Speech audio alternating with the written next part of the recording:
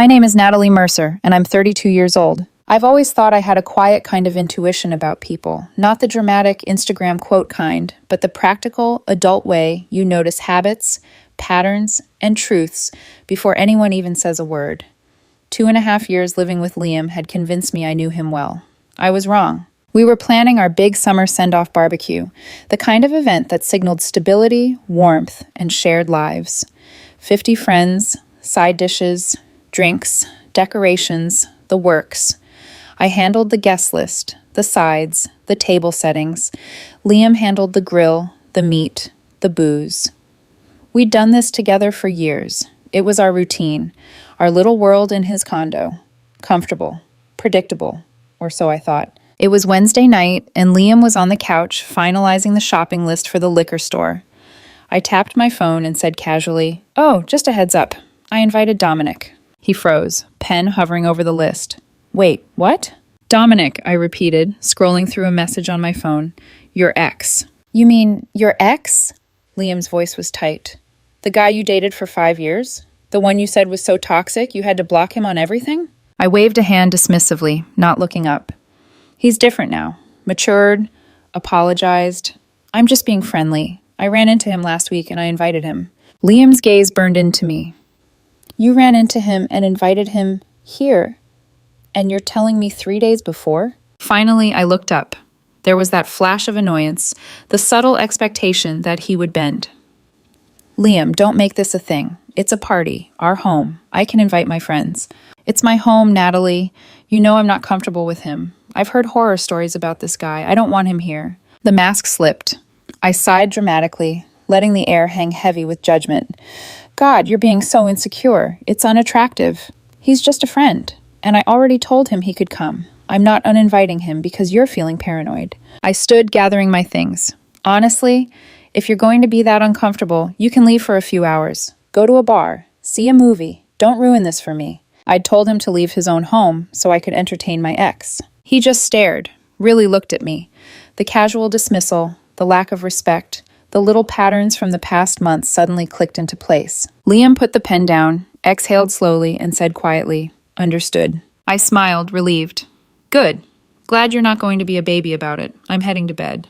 Once the bedroom door clicked shut, Liam opened his laptop.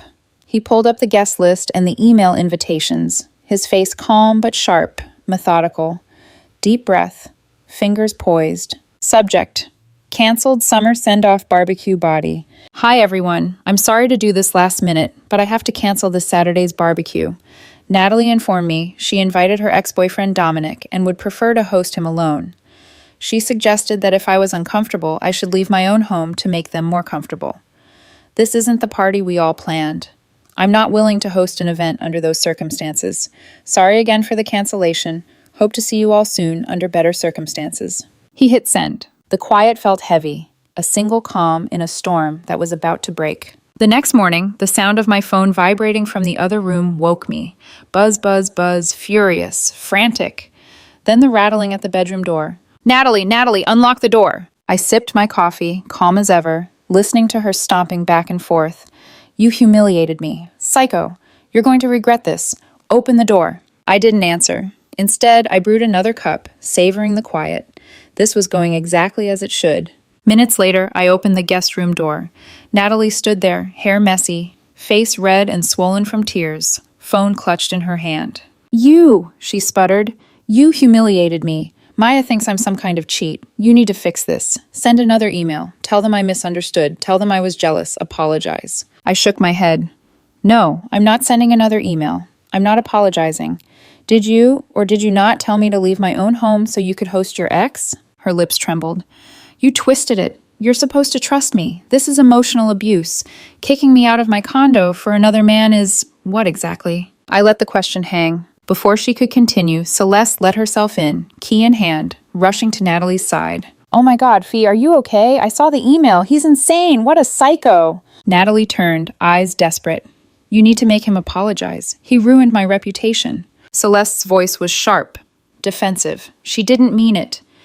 "You're supposed to love her. You're just trying to punish her. You're not going to kick her out, are you? She has rights here." I simply stared, calm, controlled. Natalie, seeing her sister's support, felt emboldened. She's right. This is my home. You can't just kick me out. And after this, I'm not leaving. Then came the first real spark of chaos. Natalie's audacity.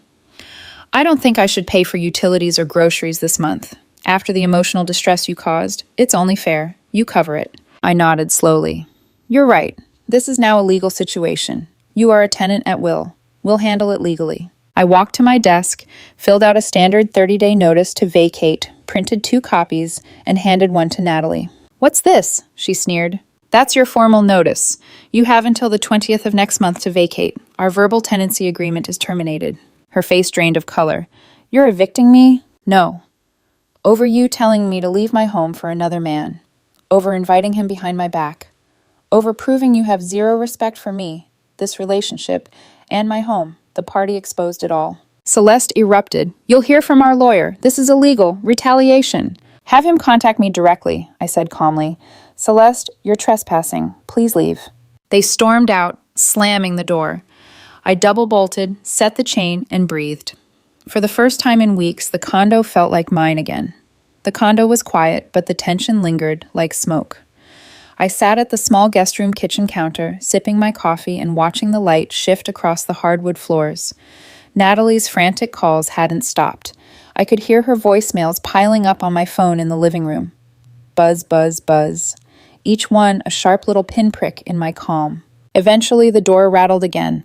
This time, her voice was desperate, pleading. Natalie, unlock the door. You have to fix this. Send another email. You're destroying everything. I stayed put, deliberately slow. My calm was my shield. I wasn't responding to her panic anymore.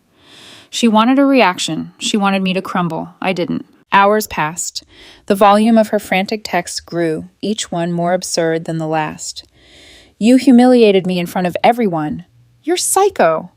Maya thinks I'm a liar. You need to fix this now. I opened the guest room door, coffee in hand, and walked calmly into the hall.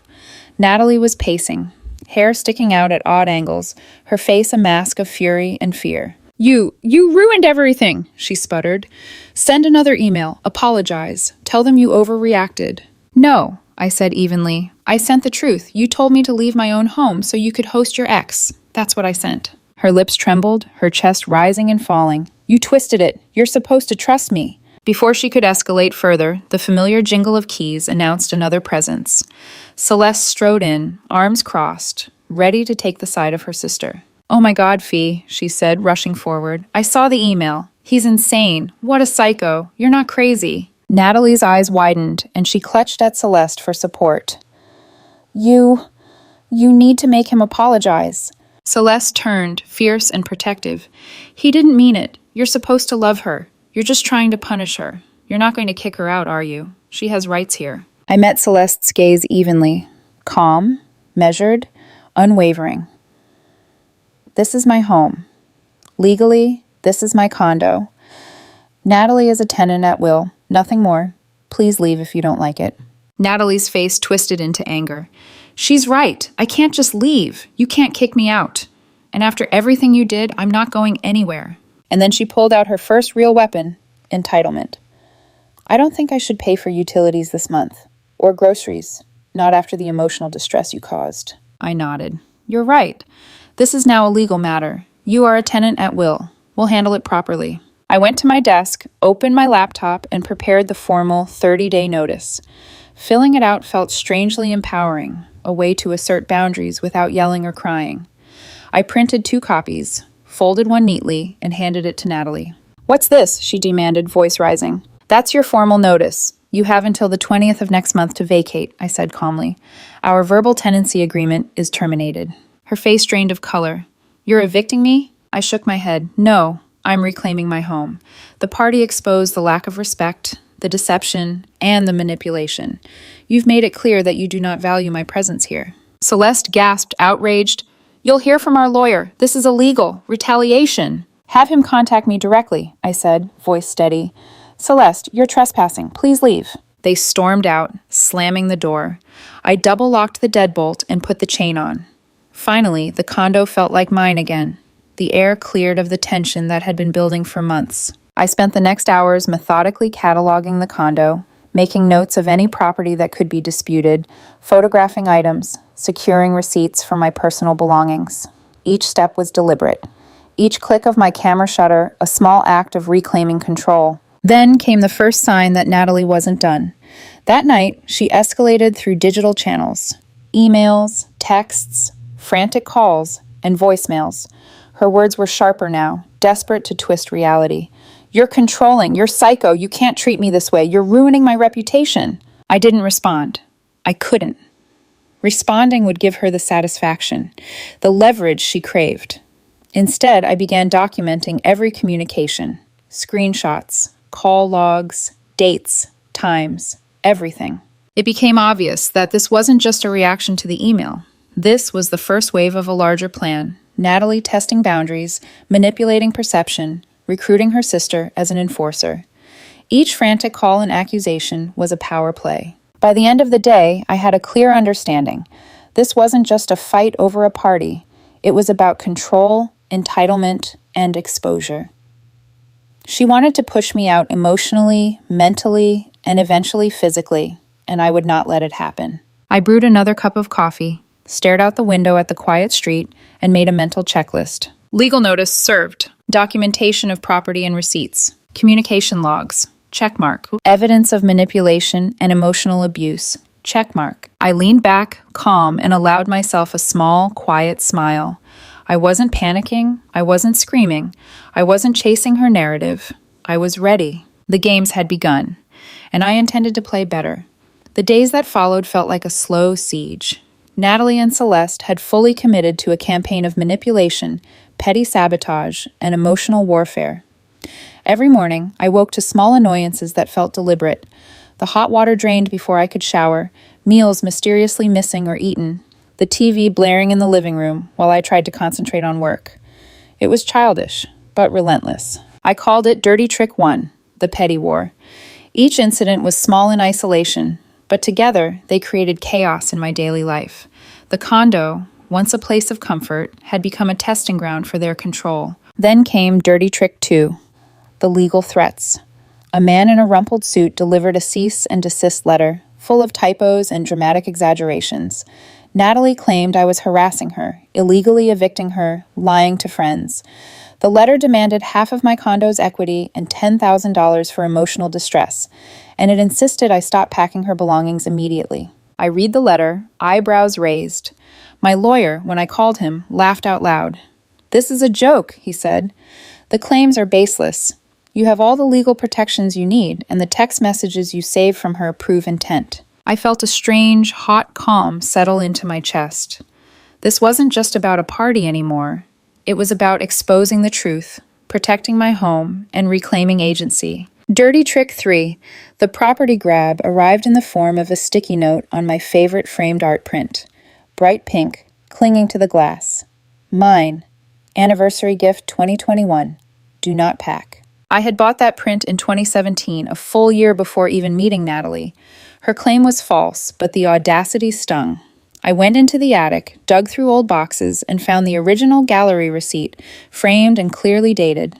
I taped it next to the sticky note, a quiet, visible rebuttal that needed no words. But the biggest revelation was yet to come.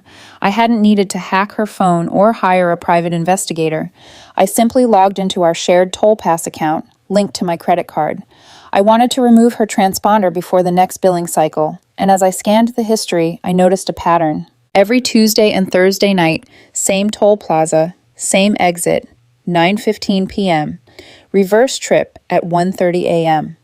At first, I thought it was yoga or late-night errands, but when I Googled the exit, it led directly to Dominic's apartment complex. This had been going on for almost a year. The party, the supposed friendly reunion, was a thin veil over months of secret meetings. She had been managing two lives, weaving them together while I was blind to it. I stared at the screen, heart hammering but mind clear. The calm clarity was intoxicating. This wasn't just betrayal. This was strategy on her part, and now I had the proof. That night, she returned in her usual Ice Queen mode, ignoring me entirely. I asked casually, "How was yoga?" She paused, voice clipped. "What?" "Yoga with Celeste. You went right," I said, turning my laptop around. On the screen were 8 months of toll records, each trip clearly mapped to Dominic's apartment. Her face crumpled. No crying, no shouting. Just the realization that she had been caught, checkmated. I closed the laptop. The party, the he's matured story, the friendly visits. It's all a lie. You're not just entitled, Natalie. You're deceitful, and you've been hiding it for months. You have 18 days, or you can leave now. She retreated to the bedroom and locked the door. I didn't need to chase her. The evidence, the documentation, the calm I had maintained, it all spoke louder than any confrontation ever could. The next few days were a quiet prelude to the final storm. I hired my lawyer, installed small but visible security cameras, and meticulously documented my property. The late-night TV marathon stopped. Meals were eaten as I prepared them. The condo was mine again, even if temporarily. I kept the toll records visible on my laptop, silently waiting. I didn't rush confrontation. I let the truth linger, knowing it would eventually surface. The psychological pressure alone was suffocating for Natalie. Each time she checked the toll history, each time she glanced at the receipt taped next to her sticky note, she realized her control was slipping. The game had escalated from emotional manipulation to deception, and finally to irrefutable proof. I had anticipated her moves before she even made them. And for the first time, I felt the full measure of control over my life, my home, and my dignity. The day arrived quietly, deceptively calm. The 30-day notice had expired, and Natalie was still in the condo, surrounded by boxes as if nothing had changed. I walked in from work at 1 p.m., keys jingling in my hand, heart steady, but adrenaline humming under my skin. "Natalie," I said, voice measured, "the notice is up. You need to leave." She looked at me, smirk tugging at her lips. "No, I don't think I will. My lawyer says this is illegal. You're going to have to go through court. You're not evicting me that easily." Her defiance was predictable. I didn't flinch. I pulled out my phone and dialed the non-emergency police line. "Hello, I'd like to request a civil standby to remove a trespasser," I said calmly. "I have a former tenant at will who has failed to vacate after a legal 30-day notice expired." Her smirk vanished. "You're calling the cops? You're trespassing, Natalie." 20 minutes later, 2 officers arrived, a man and a woman. Natalie's first reaction was tears, as expected. She ran to the door, clinging to the narrative of victimhood. "My boyfriend is throwing me out. He's been abusive. He's filming me. He's stealing my things." The female officer's gaze immediately turned to me, suspicion sharp in her eyes. I didn't falter. I had everything prepared. "Officers, I understand completely," I said calmly.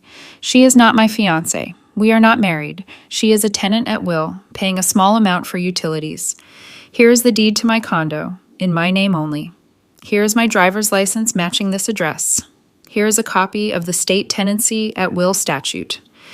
And here is the notarized 30-day notice served 30 days ago. Her tenancy officially ended at noon today. She is trespassing." The male officer took the folder, scanning each document.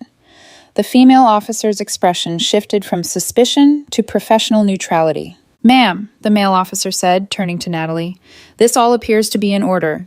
You are legally required to vacate the premises. This is a civil matter." "But my property," she shrieked, pointing to the art print. "That's mine. He can't keep it." "Officers," I said, "here is the original receipt from 2017. I purchased it long before meeting Natalie. She is welcome to pursue it in small claims, but it is my property." The female officer nodded. "We cannot get involved in property disputes. Gather your belongings that are undisputed and vacate immediately." Her venomous mask cracked. The tears disappeared, replaced by sheer disbelief. Celeste, waiting outside in the rented van, muttered under her breath, "Asshole. And you'll get yours." It took them 4 trips to move all the boxes. Each time, Natalie looked back at me with a mixture of rage and despair. "You're a monster, Liam. A cold, heartless monster. I hope you're happy all alone in your empty condo." "I will be," I replied. Calm, collected, and I shut the door. Deadbolt, chain, locked.